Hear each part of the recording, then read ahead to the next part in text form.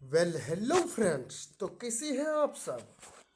आज हम पढ़ेंगे क्लास क्लास 7 का पढ़ेंगे ज्योग्राफी। क्या पढ़ेंगे? ज्योग्राफी में पढ़ेंगे चैप्टर नंबर 4, यानी कि क्या है, वायु। वायु के बारे में हम पढ़ेंगे। तो चलिए क्लास को स्टार्ट करते हैं। हमारी पृथ्वी के चारों ओर से वायु की घनी चादर से घिरी हुई है। हमारी पृथ्वी जो है चारों ओर से वायु की घनी चादर से जो है घिरा हुआ है, जिसे वायुमंडल कहते हैं। यानी कि पृथ्वी के चारों ओर से वायु को घनी चादर से घिरी हुई परत को क्या कहते हैं? वायुमंडल कहते हैं। पृथ्वी पर सभी जीव जीवित रहने के लिए वायुमंडल पर निर्भर है। किस पर निर्भर है? वायुमंडल पर निर्भर है। किसके लिए? जीवन जीने के लिए। यह हमें सांस लेने के लिए वायु प्रदान करता है। कौन सांस लेने के लिए वायु प्रदान करता है? वायुमंडल। एवं सूर्य की किरणों के हानिकारक प्रभाव से हमारी रक्षा करता है। सूर्य की किरण जो है उससे निकलने वाले हानिकारक प्रभाव, उससे हमारी रक्षा करता है। कौन? वायुमंडल। यदि सुरक्षा की यह चादर न हो तो हम दिन के समय सूर्य की गर्मी से तप्त होकर जल सकते हैं। यदि वायुमंडल की चादर न हो तो मैं यानी कि हम लोग सूर्य की गर्मी से तप्त होकर जल सकते हैं एवं रात के समय ठंड से जम सकते हैं। और जब रात होगा तो ठंड के कारण हम लोग जम सकते हैं। अतः यह वह वायु राशि है जिसने पृथ्वी के तापमान को रहने योग्य बनाया है। अतः ये वह वायु राशि है जिसने, मतलब किसने? वायुमंडल ने पृथ्वी के तापमान को रहने योग्य बनाया। पृथ्वी के टेम्परेचर को रहने योग्य बनाया। किसने? वायुमंडल ने। वायुमंडल का संगठन के बारे में पढ़ते हैं।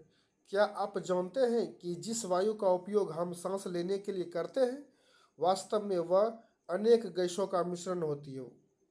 जिस जो हम सांस लेने के लिए वायु का उपयोग करते हैं वह अनेक गैसों का मिश्रण होता है। नाइट्रोजन तथा ऑक्सीजन ऐसी दो गैसें हैं जिनसे वायुमंडल का बड़ा भाग बना है। नाइट्रोजन और ऑक्सीजन ऐसी दो गैस है जिससे वायुमंडल का बड़ा भाग बना हुआ है। Carbon dioxide, helium, ozone, argon एवं हाइड्रोजन कम मात्रा में पाई जाती है। हीलियम, ओजोन, आर्गन एवं हाइड्रोजन जो है कम मात्रा में पाई जाती है। इन गैसों के अलावा धूल के छोटे छोटे कण भी हवा में मौजूद होते हैं।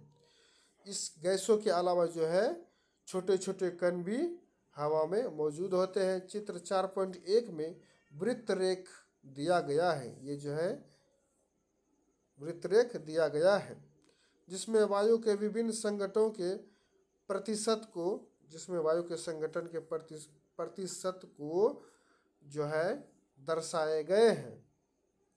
नाइट्रोजन वायु में सर्वाधिक पाई जाने वाली गैस है। नाइट्रोजन जो है वायुमंडल में सबसे ज़्यादा पाया जाता है। कौन सा गैस? नाइट्रोजन। जब हम सांस लेते हैं तब फेफड़ों में कुछ नाइट्रोजन भी ले जाते हैं और फिर से बाहर निकाल देते हैं। जब हम सांस लेते हैं तो नाइट्रोजन भी लेकर अंदर जाते हैं और बाहर भी छोड़ देते हैं। परंतु पौधों को अपने जीवन के लिए नाइट्रोजन की आवश्यकता होती है। पौधों को अपने जीवन के लिए नाइट्रोजन की आवश्यकता होती है। तो चलिए वितारोक में देखिए, ऑक्सीजन पूरा पृथ्वी पर 21% है। नाइट्रोजन जो है 78% है। अन्य सभी 0.4% है। आर्गन है 0.93%। कार्बन डाइऑक्साइड है 0.03%। ये सभी वायुमंडल में इतनी प्रतिशत मात्रा में पाई जाती है। चलिए एक और देखते हैं। क्या आप जानते हैं कार्बन डाइऑक्साइड वायुमंडल में फैलकर पृथ्वी से विकिरित ऊष्मा को पृथ्वी पर रोककर ग्रीन हाउस प्रभाव पैदा करती है।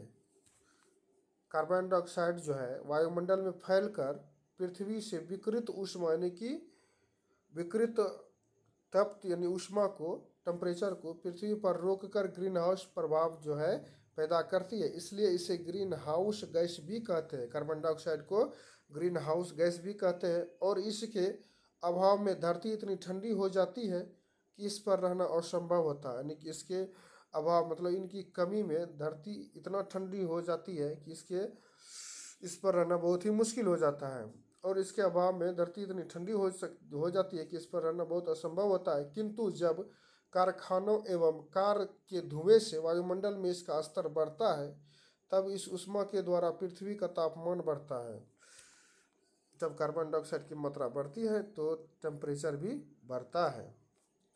इसे भूमंडलीय तापन यानी कि ग्लोबल वार्मिंग कहते हैं। ग्लोबल वार्मिंग का दूसरा नाम क्या है? भूमंडलीय तापन। तापमान में इस वृद्धि के कारण पृथ्वी के सबसे ठंडे प्रदेश में जमी हुई बर्फ पिघलती है। तापमान में जो वृद्धि होती है जिसके कारण पृथ्वी के सबसे ठंडे प्रदेश में, जहाँ पर सबसे ठंडा प्रदेश है, जमी हुई बर्फ वो पिघल जाती है। किसके कारण? तापमान के कारण, जिसके परिणाम स्वरूप समुद्र के जल स्तर में वृद्धि होती है, जिससे तटीय क्षेत्रों में बाढ़ आ जाती है। दीर्घ अवधि में इसके कारण जलवायु में अत्यधिक परिवर्तन हो सकता है, जलवायु में चेंजेज हो सकता है, जिसके फलस्वरूप कुछ पौधे एवं पशु लुप्त हो सकते हैं। कुछ पौधा भी लुप्त हो सकता है और पशु भी लुप्त हो सकते हैं। नाइट्रोजन जीने की आवश्यकता होती है। वे सीधे वायु से नाइट्रोजन नहीं ले पाते। पौधे जो है सीधा यानी कि डायरेक्ट वायुमंडल से नाइट्रोजन नहीं ले पाते हैं। मृदा तथा कुछ पौधों की जड़ें में रहने वाले जीवाणु वायु से नाइट्रोजन लेकर इसका स्वरूप बदल देते हैं, यानी कि इसका स्वरूप जो है चेंज कर देते हैं, जिससे पौधे इसका प्रयोग कर सके, जिससे पौधे इनका यूज कर सके। ऑक्सीजन वायु में प्रचुरता से मिलने वाली दूसरी गैस है। ऑक्सीजन जो है वायुमंडल में प्रचुरता से यानी कि पूर्ण पर्याप्त से मिलने वाली दूसरी गैस है। मनुष्य तथा पशु सांस लेने में वायु से ऑक्सीजन प्राप्त करते हैं। मनुष्य तथा पशु सांस लेने के लिए जो है ऑक्सीजन का प्रयोग करते हैं। हरे पादप प्रकाश संश्लेषण द्वारा ऑक्सीजन उत्पन्न करते हैं। पेड़ पौधे जो है जो हरे होते हैं वो प्रकाश संश्लेषण विधि के द्वारा ऑक्सीजन जो है पैदा करते हैं। इस प्रकार वायु में ऑक्सीजन की मात्रा समान बनी रहती है। इस प्रकार जो है ऑक्सीजन की वायुमंडल में मात्रा समान बनी रहती है।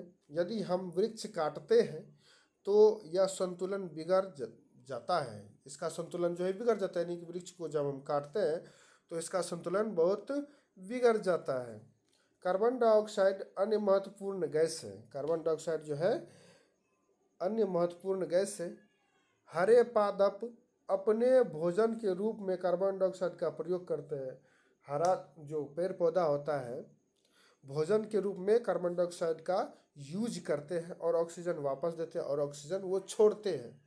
मनुष्य और पशु कार्बन डाइऑक्साइड बाहर निकालते हैं। मनुष्य और पशु जो है गैस के रूप में कार्बन डाइऑक्साइड को बाहर निकालते हैं।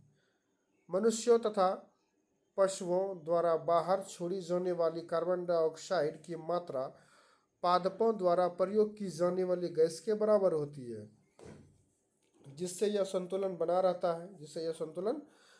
है। परंतु यह संतुलन कोयला तथा खनिज तेल आदि ईंधनों के जलने से गड़बड़ा जाता है। यह जो संतुलन है कोयला के जलने से जो बढ़ जाता है, ईंधनों से जो है गड़बड़ा जाता है। वे वायुमंडल में प्रतिवर्ष करोड़ों टन कार्बन डाइऑक्साइड की बढ़ोतरी करते हैं। वे जो है वायुमंडल में प्रति वर्ष करोड़ों टन कार्बन डाइऑक्साइड का बढ़ोतरी करता है। परिणाम स्वरूप कार्बन डाइऑक्साइड का बढ़ा हुआ आयतन पृथ्वी पर मौसम तथा जलवायु को प्रभावित करता है। मौसम और क्लाइमेट को जो है ये प्रभावित करते हैं। कौन से? Carbon dioxide gas. क्या आप जानते हैं जब वायु गर्म होती है तो फैलती है, जब वायु हीट होती है तो वायु जो है फैलती है और हल्की होकर ऊपर उठती है। गर्म होती है तो फैलती है और हल्का होकर ऊपर उठता है। ठंडी वायु सघन और भारी होता है। ठंडा वायु सघन और भारी होता है, इसलिए इन्हें नीचे रहने की प्रवृत्ति होती है। गर्म वायु के ऊपर उठने पर आसपास के क्षेत्रों से ठंडी वायु रिक्त स्थान को भरने के लिए वहां आ जाती है। इस प्रकार वायु चक्र चलता रहता है। इस प्रकार जो है वायु चक्र चलता रहता है। ये देखिए ग्लोबल वार्मिंग सब जो हुआ था उस समय का कट पीस है, आउटलेट सब है। Global warming can bring back Jurassic era. Jurassic era जो था ग्लोबल वार्मिंग की ही वजह से नष्ट हुआ था। वायुमंडल की संरचना, चलिए इसके बारे में पढ़ते हैं। वायुमंडल की संरचना, हमारा वायुमंडल 5 परतों में विभाजित है। कितने परतों में? 5 परतों में जो है विभाजित है, जो पृथ्वी की सतह से आरंभ होती है। जो पृथ्वी की सतह से आरंभ होती है ये है सबसे पहले क्षोभ मंडल, समताप मंडल, मध्य मंडल, वायुमंडल एवं बहिर्मंडल। क्षोभ मंडल किसे कहते, चलिए देखते हैं। यह परत वायुमंडल की सबसे महत्वपूर्ण परत है, यानी कि इम्पोर्टेंट परत है। इसकी औसत ऊंचाई 13 किलोमीटर। 13 किलोमीटर किसकी औसत ऊंचाई? क्षोभ मंडल की ऊंचाई जो है 13 किलोमीटर है। हम इसी मंडल में मौजूद वायु में सांस लेते हैं। किस में सांस लेते हैं? क्षोभ मंडल में। मौसम की लगभग सभी घटनाएं जैसे वर्षा, कुहरा एवं ओला वर्षा इसी परत के अंदर होती है। मौसम में परिवर्तन जो भी होता है वो क्षोभ मंडल में ही होता है।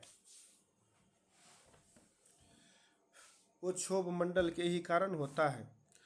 समताप मंडल, क्षोभ मंडल के ऊपर का भाग समताप मंडल कहलाता है। समताप मंडल क्या कहलाता है? क्षोभ मंडल के ऊपर वाला भाग को समताप मंडल कहते हैं। यह लगभग 50 किलोमीटर की ऊंचाई तक फैला है। समताप मंडल कितना किलोमीटर तक है? 50 किलोमीटर तक समताप मंडल फैला हुआ। यह परत बादलों एवं मौसम संबंधी घटनाओं से लगभग मुक्त होती है। समताप मंडल में बादल नहीं लगते हैं और मौसम संबंधी घटना भी नहीं होती। इसके फलस्वरूप यहाँ की परिस्थितियाँ हवाई जहाज उड़ाने के लिए आदर्श होती है। यहाँ जो है हवाई जहाज उड़ाते हैं किस मंडल में? समताप मंडल में। समताप मंडल की एक महत्वपूर्ण विशेषता यह है कि इसमें ओजोन गैस की परत होती है। समताप मंडल में कौन सी गैस होती है? ओजोन गैस की परत होती है। ओजोन गैस की परत होती है। यह परत सूर्य से आने वाली हानिकारक गैसों से हमारी रक्षा करता है। सूर्य से आने वाले हानिकारक जो गैस होती है उससे रक्षा कौन करता है? ओजोन परत हमारी रक्षा करता है। मध्यमंडल, मध्यमंडल के बारे में पढ़ते हैं। यह वायुमंडल की तीसरी परत है। मध्यमंडल वायुमंडल की तीसरी परत है। यह समताप मंडल के ठीक ऊपर होती है। समताप मंडल के ऊपर मध्यमंडल होता है। यह लगभग 80 किलोमीटर की ऊंचाई तक फैला हुआ है। यह 80 किलोमीटर की ऊंचाई तक फैला हुआ है। कौन सा? मध्यमंडल। अंतरिक्ष से प्रवेश करने वाले उल्कापिंड इसी परत में आने पर जल जाते हैं। उल्कापिंड जो है अंतरिक्ष में प्रवेश जब करता है तो मध्यमंडल में आने पर वो जल जाते हैं। वायुमंडल, वायुमंडल में बढ़ती ऊंचाई के साथ तापमान अत्यधिक तीव्रता से बढ़ता है। वायुमंडल में जो है अत्यधिक ऊंचाई के साथ तापमान जो है तीव्रता से बढ़ता है। जो जो आप ऊपर जाइएगा तो टेम्परेचर बढ़ेगा। आयन मंडल इस परत का एक भाग है। आयन मंडल जो है इस परत का एक भाग है। यह 80 से 400 किलोमीटर तक फैला है। 80 से 400 किलोमीटर तक कौन सा फैला? आयन मंडल। रेडियो संचार जो है, रेडियो संचार के लिए इस परत का उपयोग होता है। कौन सा मंडल? आयन मंडल। वास्तव में पृथ्वी से प्रसारित रेडियो तरंगे इस परत द्वारा पुनः पृथ्वी पर परावर्तित कर दी जाती है। पृथ्वी पर जो है पुनः भेज दिया जाता है। बहिर्मंडल, वायुमंडल की सबसे ऊपरी परत को बहिर्मंडल के नाम से जाना जाता है। सबसे ऊपर जो हाईएस्ट मंडल है, ऊपरी परत, उसी को बहिर्मंडल के नाम से जाना जाता है। यह वायु की पतली परत होती है। वायु की पतली परत को बहिर्मंडल कहते हैं। हल्की गैसें जैसे हीलियम एवं हाइड्रोजन यहीं से अंतरिक्ष में तैरती है। हाइड्रोजन एवं हीलियम किस मंडल में तैरती है? तो बहिर्मंडल में तैरती है। ये देखिए बहिर्मंडल, ये देखिए यहाँ पर है बहिर्मंडल। यहीं पे हाइड्रोजन और हीलियम तैरती रहती है। हाइड्रोजन और हीलियम तैरती रहती है। मौसम में जलवायु, चलिए पढ़ते हैं। मौसम में जलवायु,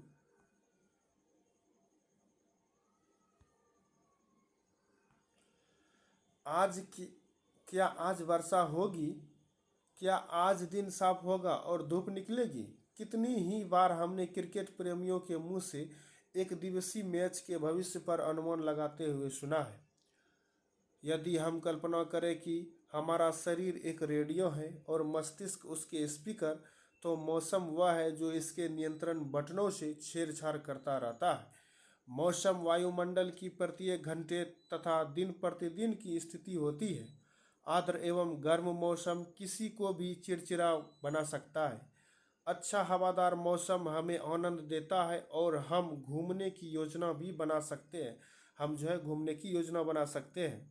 मौसम नाटकीय रूप से दिन प्रतिदिन बदलता है। मौसम जो है नाटकीय रूप से दिन प्रतिदिन चेंजेज होते रहता है, किंतु दीर्घकाल में किसी स्थान का औसत मौसम उस स्थान की जलवायु बताता है। क्या अब आप समझ गए कि हम मौसम का दैनिक पूर्वानुमान क्यों करते हैं? हम जो है मौसम का दिन पर दिन पूर्वानुमान यानी कि पहले अनुमान क्यों करते हैं। आओ कुछ करके सीखे। स्थानीय समाचार पत्र से 10 दिन की मौसम रिपोर्ट लिखें एवं मौसम में बदलाव का अवलोकन करें। एक नोट बनाइए, उसमें मौसम से रिलेटेड न्यूज़पेपर को जो है लिखिए। न्यूज़पेपर में जो चेंजेज है उसको लिखिए।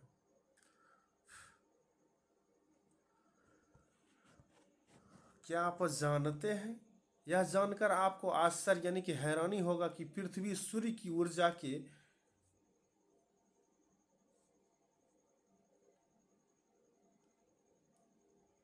यानी कि 20 करोड़ भाग का केवल एक भाग यानी कि 2 अरबवां ही प्राप्त करती है।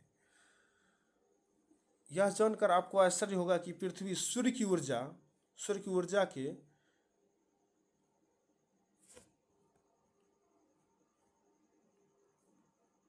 20 करोड़ यानी कि 20 करोड़ भाग का केवल एक भाग, 20 करोड़ का एक भाग यानी कि 2 अरब ही प्राप्त कर सकता है। अच्छा,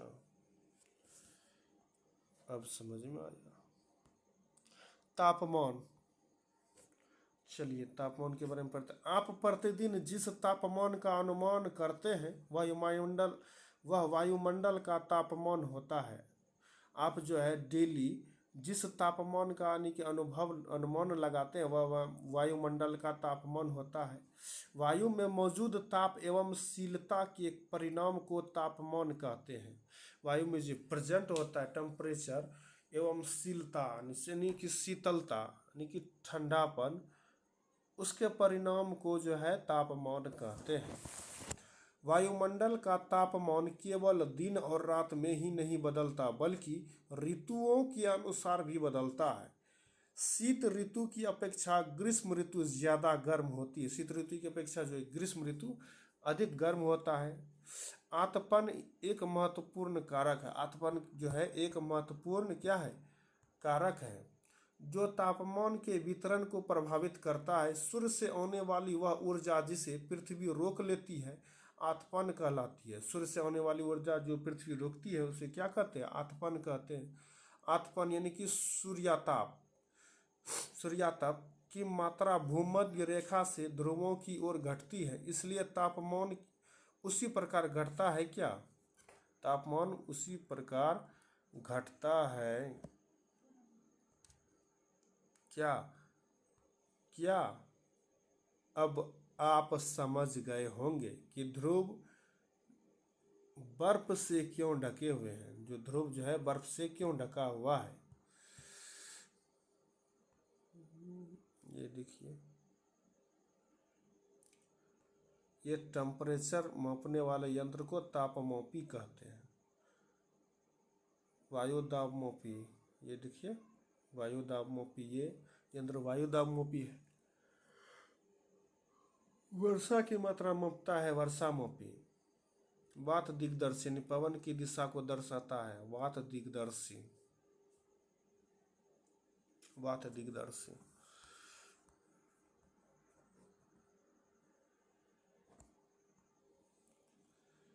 यदि पृथ्वी का तापमान अत्यधिक बढ़ जाता है तो यह इतनी गर्म हो जाएगी कि यहाँ कुछ फसलें नहीं उग सकेंगी।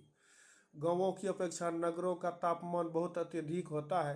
दिन के समय में एसाफेल्ट से बनी सड़कें एवं धातु और कंक्रीट से बने भवन गर्म हो जाते हैं। बात सही है। एसाफेल्ट से बनी सड़कें और धातु और कंक्रीट से बनी हुई भवन जो है गर्म हो जाते हैं। रात के समय यह ऊष्मा मुक्त हो जाती है। नगर के भीड़ वाले ऊंचे भवन गर्म वायु को रोक लेते हैं, जिससे नगरों का तापमान बढ़ जाता है। वायु दाब, चलिए, एयर प्रेशर।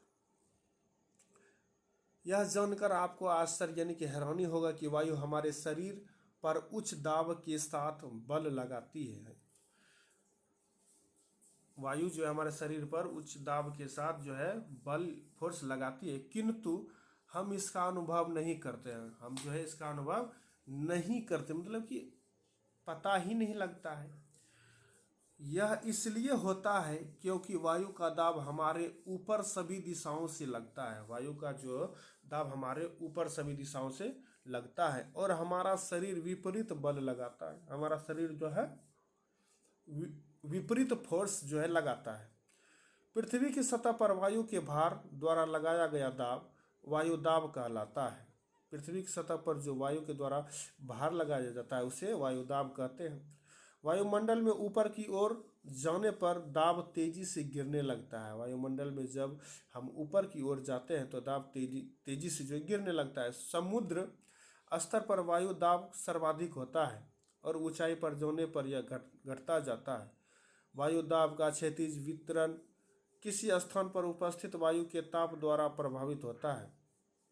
अधिक तापमान वाले क्षेत्रों में वायु गर्म होकर ऊपर उठती है, ऊपर जो है वो उठती रहती है। यह निम्न दाब क्षेत्र बनाता है। यह जो है निम्न दाब क्षेत्र बनाता है। निम्न दाब बादल युक्त आकाश एवं नम मौसम के साथ जुड़ा हुआ होता है। कम तापमान वाले क्षेत्रों की वायु ठंडी होती है। कम तापमान जो कम क्षेत्र जो है कम तापमान वाले, वहाँ जो वायु ठंडी होती है। इसके फलस्वरूप यह भारी होती है। इसके फलस्वरूप जो है जो ठंडा होगा वहाँ जो है भारी होगा। भारी वायु निमज्जित होकर उच्च दाब क्षेत्र बनाती है। वायु जो है भारे के कारण निमज्जित होकर उच्च दाब क्षेत्र बनाता है।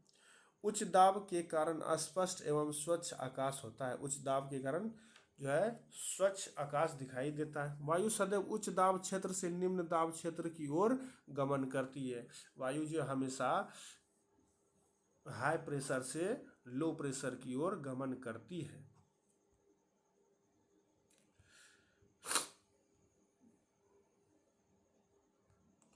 क्या आप जानते हैं तापमान को मापने की मानक इकाई डिग्री सेल्सियस है। यानी कि तापमान को जो जिससे हम मापते हैं उसकी इकाई क्या है, सेल्सियस है। इसका आविष्कार एंडर्स सेल्सियस ने किया था। सेल्सियस का आविष्कार किसने किया था, एंडर्स सेल्सियस ने किया था। सेल्सियस पैमाने पर जल 0 डिग्री सेल्सियस पर जमता है। सेल्सियस पैमाने पर जीरो जो है जल जो है 0 डिग्री पर जमता है एवं 100 डिग्री सेल्सियस पर उबलता है। यानी कि 100 डिग्री सेल्सियस पर उबलता है। तापमान मापने की मानक इकाई डिग्री सेल्सियस का खोज किसने किया था, एंडर्स सेल्सियस ने किया था। एंडर्स सेल्सियस ने जो है इसका आविष्कार किया था। एंडर्स सेल्सियस ने। क्या आप जानते हैं कि चांद पर वायु नहीं है, अतएव वहाँ वायु दाब भी नहीं है। अंतरिक्ष यात्री जब चांद पर जाते हैं तो वे विशेष रूप से सुरक्षित हवा से भरी हुई अंतरिक्ष पोशाक पहनते हैं। यदि वे इस अंतरिक्ष पोशाक को न पहने तो अंतरिक्ष यात्रियों के शरीर द्वारा विपरीत बल लगने के कारण इनकी रक्त शिराएं फट सकती है, जिससे अंतरिक्ष यात्री रक्तस्रावित हो सकते हैं, जो मर भी सकता है। क्या आप जानते हैं पवन का नाम उसके आने की दिशा के आधार पर निर्धारित होता है। उदाहरण के लिए पश्चिम से आने वाले पवन को पश्चिमी यानी कि पछवा पवन कहते हैं। नहीं, पश्चिम से जो बहता है उसे पछवा पवन कहते हैं। चलिए पवन के बारे में पढ़ते हैं कि पवन किसे कहते हैं। हाँ, पवन ही पढ़ेंगे। उच्च दाब क्षेत्र से निम्न दाब क्षेत्र की ओर वायु की गति को पवन कहते हैं। यानी कि हाई प्रेशर से लो प्रेशर की ओर जो गमन करती है वायु, उसे ही पवन कहते हैं। आप पवन को काम करते देख सकते हैं, आप जो है पवन को काम करते देख सकते हैं। जब यह सड़क पर गिरी पत्तियों को उड़ाती अथवा तूफान के समय पेड़ों को उखाड़ देती है, वह कौन सा काम करती है? वो पवन का ही काम है।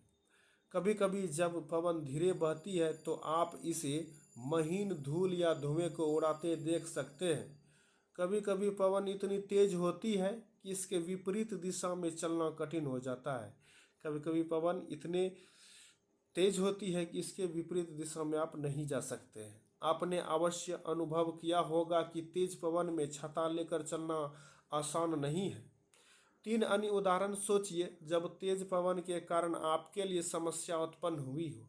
पवन को मुख्यतः 3 प्रकारों में विभाजित किया जा सकता है। पवन को 3 प्रकारों में जो है कि विभाजित किया जा सकता है। पहला है अस्थाई पवन, दूसरा है मौसमी पवन, तीसरा है स्थानीय पवन। अस्थाई पवन के बारे में पढ़ते हैं। व्यापारिक पश्चिमी एवं पूर्वी पवन अस्थाई पवन है। पश्चिमी एवं पूर्वी पवन जो है वो कौन सा है? अस्थाई पवन है। ये वर्ष भर लगातार निश्चित दिशा में चलती रहती है, यानी कि साल भर ये जो है निश्चित दिशा में गमन करती रहती है। मौसमी पवन, ये पवन विभिन्न ऋतुओं में अपनी दिशा बदलती रहती है, यानी कि अलग ऋतु में अलग दिशा, अलग अलग ऋतु में अलग अलग दिशा बदलती रहती है। उदाहरण के लिए भारत में मानसूनी पवनें, जिस प्रकार जैसा मानसून आता है उस प्रकार वैसी पवनें बहती है तो वह मौसमी पवनें कहलाती है। स्थानीय पवनें, ये पवनें किसी छोटे क्षेत्र में वर्ष या दिन के किसी विशेष समय में चलती है। उदाहरण के लिए स्थल एवं समुद्री समीर। क्या आपको भारत के उत्तरी क्षेत्र की गर्म एवं शुष्क स्थानीय पवनें याद है? इसे लू कहते हैं। गर्म और शुष्क पवन जो को लू कहते हैं, इसे लू कहते हैं।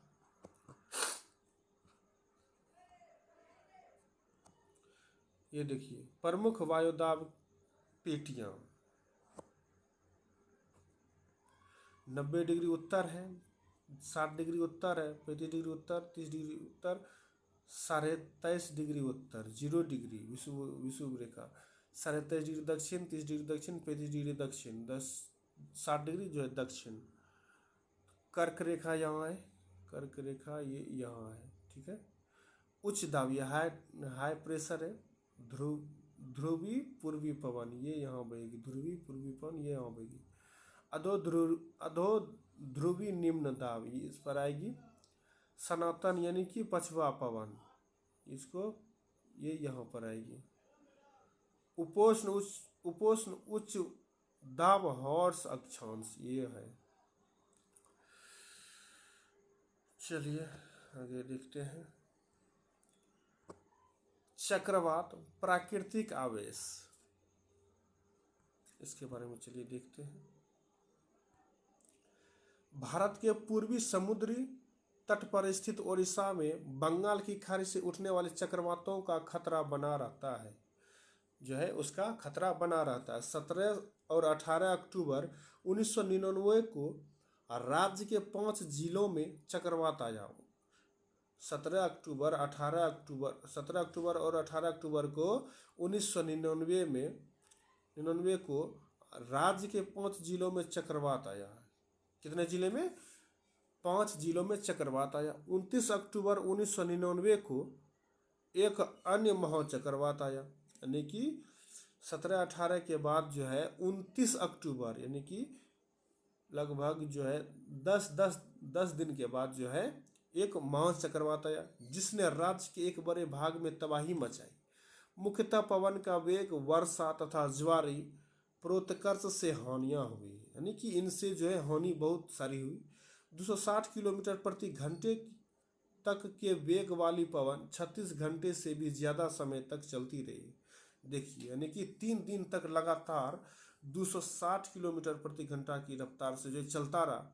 तीव्र वेग वाली इस पवन ने पेड़ों को उखाड़ दिया, बहुत सारे मजबूत जो गाछ वृक्ष थे उसको भी उखाड़ दिया और कच्चे घरों को नष्ट कर दिया।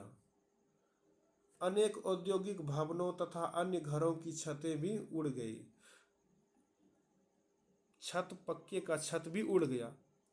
विद्युत आपूर्ति एवं टेलीफोन लाइनें पूरी तरह कट गई।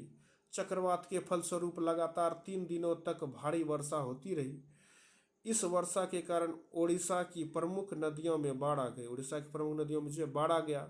चक्रवाती पवनों के कारण उठी ज्वारी तरंगे स्थल पर 20 किलोमीटर तक आ गई। स्थल पर जो है 20 किलोमीटर तक जो है तबाही आ गया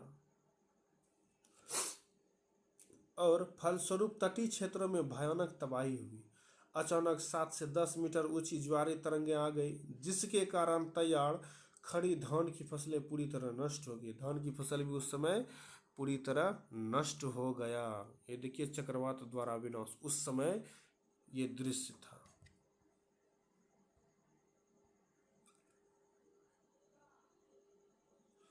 उस समय देखिए 25 अक्टूबर 1999 को पूर्वी पोर्ट ब्लेयर के निकट थाईलैंड की खाड़ी में अवदाब के कारण यह चक्रवात उत्पन्न हुआ। किसके कारण?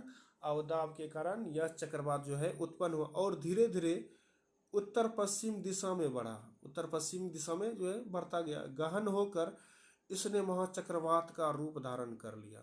जो है ये इकट्ठित होकर महाचक्रवात बन गया और 29 अक्टूबर को सुबह 10:30 बजे ओडिशा के इरेसामा एवं बालीकुड़ा के बीच के क्षेत्रों को प्रभावित कर दिया, यानी कि तहस नहस कर दिया। इस महाचक्रवात ने भुवनेश्वर, कटक और 28 तटीय नगरों सहित ओडिशा के पूरे तट को बर्बाद कर दिया। महाचक्रवात ने भुवनेश्वर को भी बर्बाद कर दिया, कटक को भी। कटक के साथ साथ 28 तटीय क्षेत्रों सहित ओडिशा के पूरे तट को जो है बर्बाद कर दिया। इससे लगभग 130 लाख लोग प्रभावित हुए, यानी कि इससे जो है 130 लाख के घर उजड़ गए। 130 लाख आदमी घर उजड़ा। बहुत बड़ी संख्या में पशुओं की मौत हो गई। धान, सब्जियां एवं फलों की खड़ी फसलों की भारी नुकसान हुआ।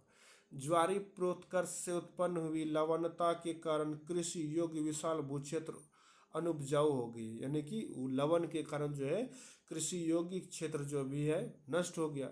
साल, सागवान एवं बांस के बगान वाले विशाल भूक्षेत्र नष्ट हो गए, यानी साल के वृक्ष जो है वो भी, बाग बगीचा था वो भी नष्ट हो गया। सागवान का जो बगीचा था वो भी नष्ट हो गया। बांस का जो बगीचा था वो भी पूरी तरह नष्ट हो गया। पारादीप एवं कोणार्क के बीच स्थित मैंग्रोव के जंगल ही लुप्त हो गए। ये दोनों जंगल जो है कि लुप्त हो गया उस महाचक्रवात के कारण।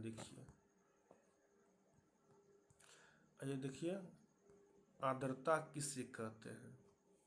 आर्द्रता, जब जल पृथ्वी एवं विभिन्न जलाशयों से वाष्पित होता है तो यह जलवाष्प बन जाता है। वायु में किसी भी समय जलवाष्प की मात्रा को आर्द्रता कहते हैं। जलवाष्प की मात्रा को क्या कहते हैं? आर्द्रता कहते हैं। जब वायु में जलवाष्प की मात्रा अत्यधिक होती है तो उसे हम आर्द्र दिन कहते हैं। जब दिन में जो आर्द्रता रहती है तो उसे आर्द्र दिन कहते हैं। जैसे जैसे हम वायु गर्म होती जाती है, इसकी जलवाष्प धारण करने की क्षमता बढ़ती जाती है। जैसे जैसे वायु जो है गर्म होती जाती है, जलवाष्प की मात्रा धारण करने की क्षमता जो बढ़ती जाती है और इस प्रकार यह और अधिक आर्द्र हो जाती है। आर्द्र दिन में कपड़े सूखने में काफ़ी समय लगता है। आर्द्र दिन में जो है कपड़ा बहुत लेट से सूखता है एवं हमारे शरीर से पसीना आसानी से नहीं सूखता और हम असहज महसूस करते हैं। जब जलवाष्प ऊपर उठता है तो यह ठंडा होना शुरू हो जाता है। जलवाष्प संघनित होकर ठंडा होकर जल की बूंदें बनाते हैं। जलवाष्प जो है इकट्ठा होकर संघनित होकर जो है जल की बूंदें बनाते हैं। बादल इन्हीं जल बूंदों का ही एक समूह होता है। जब जल की ये बूंदें इतने भारी हो जाती है कि वायु में तैर ना सके तब वे वर्षण के रूप में नीचे आते हैं। तब वे वर्षा के रूप में नीचे आ जाते हैं। आकाश में उड़ते हुए जेट हवाई जहाज अपने पीछे सफ़ेद पथ चिन्ह छोड़ते हैं। आकाश में जो हवाई जहाज उड़ता है वो अपने पीछे सफ़ेद जो चिन्ह छोड़ते हैं वह इसी का कारण है। इनके इंजनों से निकली नमी संघनित हो जाती है। वायु के गतिमान न रहने की स्थिति में यह संघनित नमी कुछ देर तक पथ के रूप में दिखाई देती है। वो जो नमी निकलता है इंजन से, वो वायु उस वहाँ के जो वायुमंडल है वहाँ पर हवाई न रहने के कारण वो एक जगह स्थिर दिखाई देता है। पृथ्वी पर जल के रूप में गिरने वाला वर्षण वर्षा कहलाता है। पृथ्वी पर जो जल के रूप में बारिश जो गिरता है उसे क्या कहते हैं? वर्षण कहते हैं, यानी कि वर्षा कहते हैं। ज़्यादातर भौम जल वर्षा जल से ही प्राप्त होता है। पौधे जल संरक्षण में मदद करते हैं। जब पहाड़ी पार्श्वों से पेड़ काटे जाते हैं, वर्षा जल अनावृत पहाड़ों से नीचे बहता है एवं निचले इलाकों में बाढ़ का कारण बनता है। क्रियाविधि आधार पर वर्षा के 3 प्रकार होते हैं: संवहनी वर्षा, पर्वतीय वर्षा एवं चक्रवाती वर्षा।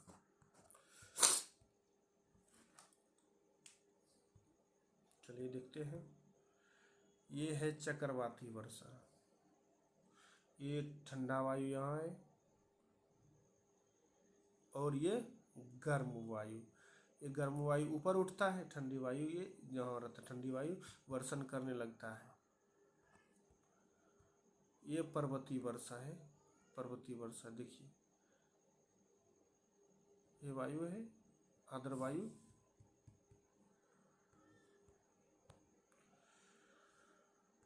संवहनी वर्षा गर्म वायु यहाँ है और वायु वहाँ पर ऊपर जाकर ये वर्षण करने लगता है।